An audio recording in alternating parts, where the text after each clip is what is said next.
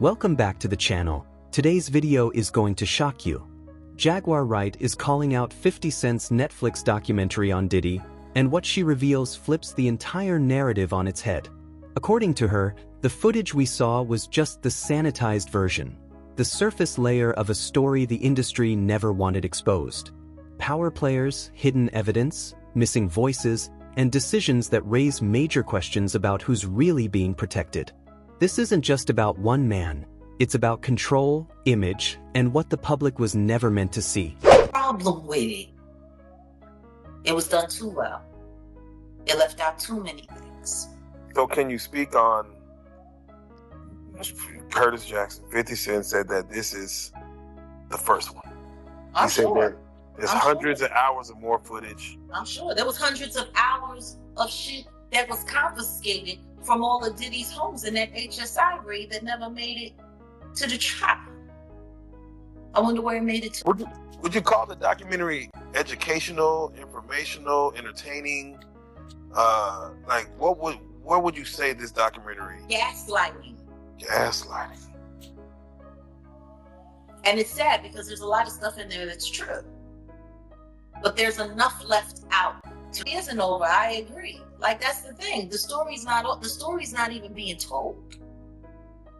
Because in order to tell the actual whole story, you would have to include everyone that is involved. But no, this is about saving the industry and blaming it all on Diddy. Saving the industry and blaming it all on Diddy. Okay, Diddy's going to jail. He's going to do his time. I don't know what that appeal is looking like right now. Because see, the one thing that all of this documentary shit is doing is definitely fucking up his possibility for an appeal to get out early. Especially with the judge and them and the appeal board having to look at the footage of him sitting there with Mark Agnifilo, pretty much working on how to fix the trial. And for him to be watching the feds watching him. Yeah, film me, the feds. Watch. Film.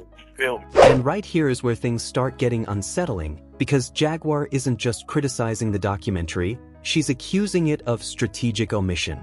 She's implying that what we saw wasn't simply incomplete, but intentionally restrained. Think about that. A documentary marketed as The Reckoning, yet key insiders, first-hand witnesses, and serious allegations never made the cut. That forces a bigger question. Was this really about truth or narrative management? Because when the most informed voices are absent, the story stops sounding like accountability and starts looking like damage control. What do you think? Is this exposure or is this presentation? They did what they needed to do in this documentary. The whole objective of this documentary was to blame it all on Diddy. The devil made me do it, blame it all on Diddy. And the rest of the industry is nothing like this. Like when Curtis Jackson sat there in his interview with Robin and sat there and said, I did this because I don't want people thinking that the hip hop community is okay with this kind of behavior.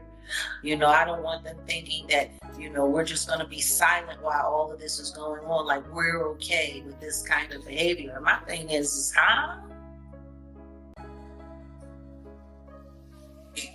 So now you speaking for all of hip hop, and all of hip hop is uncomfortable with this. Meanwhile, you got people like Ja Rule who, on the low key, allegedly, Gene Deal has exposed for having his own nude tryst freak-offs with him. In that courtroom.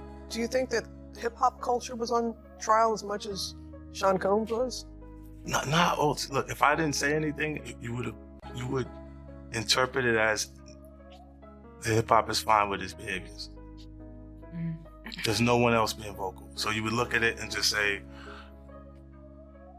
because that mind your business, or let me not say nothing about nothing, or those things. It would. allow the entire culture to register as if they're for that behavior. If Sean Combs watches this, what do you think he's going to feel? Like, wow, this is amazing. I think he's going to say this is the best documentary I've seen in a long time. Because you'll see people saying that. I mean, he may feel a different way about pieces and bits of it, but he knows. He announced he was going to be doing the documentary December 2023 with Netflix. And the star footage that you use to get people to re-upload or resubscribe to Netflix to make this the #1 in their TV shows division for almost 2 weeks straight. Beating out Stranger Things. How much stranger is that? I'm not back. This footage didn't even exist when you said you were going to be doing this documentary. So we've got a videographer, a road videographer that has this very, very, very explosive, very explosive footage of him literally sitting on camera, planning how to go after survivors, how to poison the jury pool, how to fix his trial in advance before he's even arrested. I mean, like, is anybody now forgetting when Mark Agdefillo was sitting there talking to the sons in the hallway, and they're sitting there filming, and he's sitting up there, well, see, what we gotta do is we gotta go and we gotta put countersuits on all of these people. We have to create lawsuits ourselves. He's sitting there talking about creating lawsuits to affect public perception.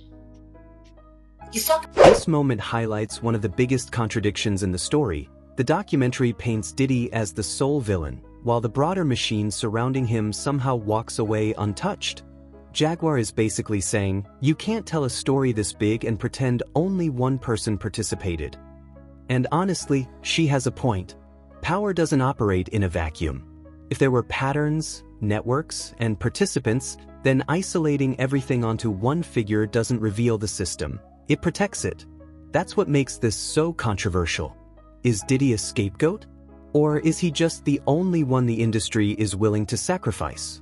That they was going to spare no cost in doing this because he wanted to tell the story, and he wanted to tell the story like it was supposed to be told and everything like that. I said, yeah, okay.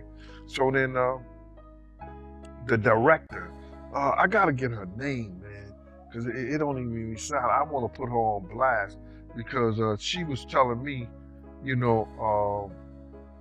she was saying to me that what I was asking for was crazy, and they wasn't spending money like that. I'm talking about, you got footage, you got clothing, you got. I was doing footage. I had pictures, all the stuff that I had. You could figure out a way to pay them, brother, and something like that. And then I was telling her about some prices that I've already received, and I had the invoices to show it. And then she was calling me like I was lying. I'm like, yo, who do you think you're talking to? You know what I'm saying? And she was talking about, there's no way nobody paid. Nobody what?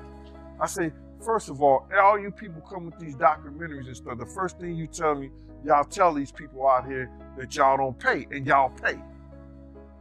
You give, if you can make a picture look like $10,000, $15,000, you know what I'm saying? You can sit here and tell me that you're going to pay me for my time sitting right down here with y'all.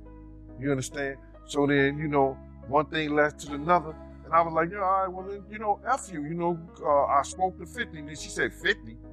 And this is exact words that came out her mouth. 50 does not determine what goes in and goes out of this documentary.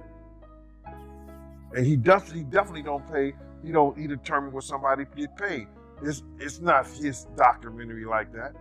I was like, oh, so if it's not his documentary and I spoke to him like that, I don't need to be doing nothing with you because I'm doing this on the strength of him. But you gonna pay me if the 50 didn't have the power to do anything, but they using his name to like push the whole documentary. And that's what it was about. So that's why you don't see a cameo other than the pictures they used of me on the film in the documentary. I got like 3 or 4 pictures in the documentary that I've seen of myself. You know, some people say they saw more, but I know three different times where I was certain places and you could actually see me in the documentary, and that's the only thing you're gonna get. But the stories that they told in the documentary, bruh, come on. They could have went a whole lot deeper. They could have did a whole lot more. Now here, the conversation shifts from scandal to strategy, because Jaguar questions how 50 Cent knew what was coming before it happened, and why the most explosive footage conveniently surfaced after the trial. That's the kind of timing that makes people suspicious. Was this coincidence or coordination? The implication isn't that the documentary exposed wrongdoing, but that it exposed it too late to matter in court, yet perfectly on time to reshape public opinion. That's not storytelling, that's narrative warfare. Let me ask you, do you think this was justice? Or was it branding disguised as truth? The behind the scenes footage, they got a Diddy leading up to him getting arrested, and how you feel about all that? Well, what I feel about the documentary, they left a whole lot of key things out. If they was gonna do something and they're gonna say in the reckoning of Sean Combs, the reckoning, or Diddy, the reckoning and stuff like that, it should have been a lot of people that we lost because of him. You know what I'm saying? It wasn't only Big, it wasn't only Tupac, you understand? For the atmosphere that he put those kids in, you got a guy named Anthony Wolf Jones, who was from Bad Boy, from its conception, is doing security and being one of the financiers of Puff having to have some money to keep Big and Craig Mack around before he got to Clyde Davis. You know what I'm saying? They wasn't able to tell that story because they didn't have no intel on that story or what went down, or they didn't do their investigations right, which he also led up to the reason why Wolf ain't here today. You understand? They didn't tell that story. They didn't tell a story about Jessica Rosenbaum, who was at the City College situation. You understand? Can you imagine if they had had any testimony from Little Rod and the footage that he had from that incident, that firearm incident where the guy G was damn near mortally wounded and was losing his life, and the footage that he had from that? Can you imagine if that had been shown to the jury? I can, man. Like, why not? Yeah. If it was available for them to get it from Little Rod to put it in a documentary, and Little Rod hasn't gone to trial yet, then why you guys ain't, why didn't any of this make it to the feds? That's a great question. Why didn't they even subpoena or talk to? Curtis Jackson announced in December of 2023, after Cassie's lawsuit came out, that he was going to be doing his own documentary. Isn't it very clever that all of this, alarming and stuff didn't come out of his documentary until almost 6 months after his verdict came in? 2 months after he had been sentenced? It was almost as if they were holding the documentary to not get in the way of his trial. Like, that's the thing that's tripping me out when it's coming to all of this Curtis Jackson praise that's coming on. And there's a lot of people. If he didn't get paid, usually it's like 90 days before you start, you got to put in an invoice and all of that stuff. Like, his business machine was still businessing. You telling me nobody around him. That sounds like a setup to me. Sounds like a setup. It sounds like a setup to me. And when you think about the fact that, another conversation that we've been having, a lot of people aren't paying attention to the money behind the machine. BlackRock, Vanguard, owners of Diageo, the company that Diddy tried to go after and had to settle out of court for, with sealed findings, and nobody really knows how that turned out before his life got turned upside down and HSI came in raiding, grabbing all kinds of evidence and all kinds of stuff. They're part owners in Netflix. Did you know that? That's information. The very company that has allegedly been going out of their way to work with the higher ups to make Diddy's life a living hell have a stake in the platform that's now ruining what's left of his reputation worldwide. But after this trial. And when Gene Deal enters the conversation, everything shifts again. Because he wasn't just reacting to the documentary, he claims he had receipts, files, footage, and physical proof that never made it in. If that's true, then we're not talking about lack of access, we're talking about selective inclusion. He walked away because, in his words, he realized control didn't belong to the people who lived the story, it belonged to the platform shaping it. That's powerful. It raises ethical questions about who gets to speak, who gets edited out, and whether truth becomes secondary once corporations step in. Boy, Diddy really screwed over Mark Agnifilo. I gotta say, this is awful that Diddy owes his life to Mark Agnifilo, literally his life, because he could have gotten life in prison were it not for Mark Agnifilo, his defense lawyer, who had a brilliant strategy. And Diddy screwed him over when he hired this videographer to chronicle his life without telling Mark Agnifilo that when Diddy and Mark were on the phone, this videographer was recording what Mark clearly expected to be an attorney-client privileged relationship. Now, it is true that the client holds that privilege, the lawyer doesn't, but Mark's clear expectation was that this was a private conversation. These were private conversations, and that he and Diddy could talk openly, and Mark could talk to Diddy not just as a client, but as a person, and tried to guide him in a time leading up to his arrest. And unbeknownst to Mark Agnifilo, Diddy has got this guy recording the conversation as he's sitting there saying, "You are screwing this up. You are messing up this case. We're losing." And knowing that that's on tape.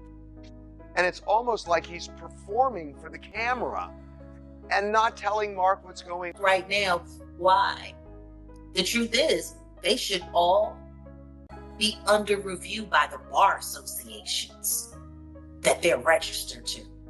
All of their licenses should be up for termination. With the shit that we saw in that documentary, with the way Mark Agnifilo was sitting there talking about filing lawsuits, filing fake lawsuits, creating all kinds of hoopla, that shit was on film. Lawyers ain't supposed to be talking that shit. Yeah, those are strategies that you're not supposed to actually see. Strategies? Hey. This shit is against the law. It's against the fucking law. That's why that black lawyer that left said, I cannot sit here and represent this. I can't represent this dude with the kind of shit that they doing. He wasn't interested in putting his motherfucking license online. But you get a weirdo, one the so-called survivor like Nicole Westmoreland, who's willing to get on the stand and cry for Diddy after she's been ran through by what, Cash Money, right? This part is wild. Because if what Jaguar says is accurate, some of the footage shown in the documentary could have changed legal outcomes. That blurs the line between journalism and interference. Why would material be good enough for streaming, but not good enough for federal investigation? Either the footage was credible or it wasn't. And if it was credible, why wasn't it used when it mattered? That's the tension here. The public gets the spectacle, the courts don't get the evidence, and we're left wondering whether entertainment was prioritized over accountability. Would you call that exposure or exploitation? Well, there's a new appeal from hip-hop mogul Cent Diddy Combs. His defense team is seeking his immediate release from federal prison, calling his 50-month sentence on charges of transportation for prostitution excessive. CB Cotton has the details live from our New York newsroom. Good to see you, CB. Hey, Lydia. Well, once one of the most powerful names in hip-hop, Cent Diddy Combs is now behind bars at that federal facility in Fort Dix, New Jersey, but his legal team says he should have never been sent there for this long. So on Tuesday, in an 84-page filing, Combs' attorneys asked a New York federal appeals court to immediately release Combs and send the case back for a new sentencing or grant him an acquittal. In July, a jury found Combs guilty on 2 counts of transportation to engage in prostitution and acquitted him of the most serious charges, racketeering conspiracy and sex trafficking. In the fall, the judge then sentenced Combs to a little more than 4 years behind bars, citing testimony from former girlfriends who said they felt pressured to participate in drug-fueled sex parties with male escorts called hotel nights or freak-offs. But the rapper's lawyers argue this sentence was punishment for crimes that the jury rejected. They wrote in the filing, quote, "He sits in prison today serving a 50-month sentence because the district judge acted as a 13th juror. The judge defied the jury's verdict and found Combs, quote, coerced, exploited, and forced his girlfriends to have sex and led a criminal conspiracy." Overnight, lawyers for Cent Diddy Combs trying to stop the release of a Netflix docuseries due out today. We have to find somebody that'll work with us that has dealt in the dirtiest of dirty business. The series contains never-before-seen footage of Combs debating strategy with his lawyers in the days leading up to his arrest in New York last year. I am going to let you professionals look at the situation and come back to me with a solution. It also includes video of Combs greeting fans in Harlem. I'll accept it. And then saying this about the interaction moments later. I need some hand sanitizer. Hold on. I got it. I've been down the streets amongst the people. Yeah, I gotta take a bath. Like the amount of people that actually I'm coming in contact with, like that's what I have to do. You know what I'm saying? Oh. It's like 150 hugs. Now Combs' lawyers are demanding Netflix pull the series, threatening legal action, claiming Netflix is using stolen footage that was never authorized for release as part of what they call a shameful hit piece. The series is executive produced by Combs' longtime rival, Curtis 50 Cent Jackson, and director Alex Stapleton, who said, quote, "We obtained the footage legally and have the necessary rights," end quote. Before the cease and desist demand was sent yesterday, Stapleton and Jackson sat down with our Robin Roberts to discuss the series. How do you respond to people who say that it's more about the disdain that you have for Sean Combs than it is for giving the victims a platform? It's not personal. I'm like, okay, more footage is coming out. Great. Who y'all gonna cut out? Who y'all gonna edit out this time?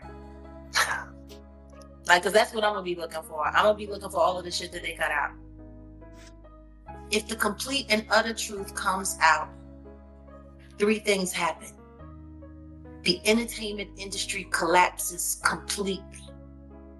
Millions, possibly billions of advertising dollars don't get made. People go broke. Companies go under. That's why they fucking hate me. Not because I'm telling the truth on people. Because I'm telling the truth about the system. And I'm showing people the reality that the only thing that matters is that dollar. These entities, these companies, they don't care about none of these people. They don't care about none of these victims. They don't care about the perpetrators. They don't care about the prey. Shit, half the time, they're encouraging the predator. They don't care. It's all about the money. See? Right here, Jaguar pulls the curtain all the way back, connecting corporate power, media ownership, and financial interests behind the scenes. Whether you agree with her or not, the takeaway is clear. This isn't just a celebrity scandal, it's a story about influence, leverage, and reputations being engineered at scale. If companies that benefit from Diddy's downfall also help distribute the content that destroys him, that's not coincidence, that's alignment. And it forces us to ask, is the public really learning the truth, or are we being guided toward the version of truth that benefits the most powerful players? It's all about the money. They saw what he did to Cassie. With the kicking, the punching. They saw what they did to Cassie. They know did nobody in America like that. So now, these people are represented by a brand. Whether it's some about the music, clothing, movies. They're not gonna come out and speak on nothing that has anything to do with them. And they praying that they not on the tape doing crazy stuff, being oiled up in the whole 9 yards. They praying. So until the feds say, hey, yo, listen here. We got you on, hey, buddy, we got you on this tape. And girl looked like she was pretty young. We're not gonna show it, but we need you to come and testify against Brother Love, P. Diddy, Puff Daddy, you know, Sean Combs. That's when they're gonna start talking. And they're not gonna be talking in his favor. When the feds come to them and show them what they got on tape, and that's not my doing, that's not Cassie doing, that's his doing and his learned behavior from the people that mentored him. You gotta realize, man, he learned from Andre Harrell. He learned from Russell Simmons. He learned from Clyde Davis. You understand? When those people are telling you that they were heavy into the drugs, they was heavy into beating women and doing things at that age, at that crazy stage, that's gonna make him think that he could get away with the same thing that they was getting away with back then. You understand? The things that he was saying, you know, the touchy-feely between two men and all that stuff like that, man. All that, he learned that from them dudes. When I told y'all the story, when me and my man went up to Russell Simmons, and he had a house, and he had a man in bikini drawers in his bedroom. In his bed. You understand? Bruh, this is that he learned. I'm assuming he learned it from them. Let me put that. And I'm not going to say alleged because I saw that for my own self. My man was with me. Slick was with me, and we saw that for our own self. A lot of people feel like this whole new documentary is just a PR narrative, once again being pushed by Diddy and his sons to try to clean up his image. And after hearing certain things on 50 Cent's Netflix documentary, we have to go back in time and remember what we were seeing during trial. Even when it came to Diddy's sons, Christian and Justin Combs, they both came on 2 separate occasions to trial wearing a free Sean Combs shirt. The first one to do this was Christian Combs during Jane's testimony, and you're not supposed to wear this stuff in front of a jury to try to sway their opinions. And the judge actually told him he had to leave and take it off. And then literally like a week later, Justin did the same exact thing. It was taken out of the courtroom by the judge. And we already saw the videos in the Netflix doc of Diddy talking to Justin, saying he needed to push out certain content to control a narrative. During the trial, there were a lot of things going on that I could see that to me felt like it was just straight PR. Do you remember all of these people that were wearing the free Diddy shirts? And it was actually a meme. So when you zoom out, this entire situation becomes bigger than one documentary, one artist, or one scandal. It's about who controls the story, who gets erased from it, and how much truth we're actually allowed to see. Jaguar Wright and Gene Deal aren't just reacting, they're challenging the idea that this was full transparency. The public is split, the industry is uneasy, and the conversation around accountability versus optics is far from over. What do you think, genuine exposure or carefully packaged damage control? If this breakdown shocked you, hit like, share your thoughts in the comments, and subscribe for more powerful celebrity drama.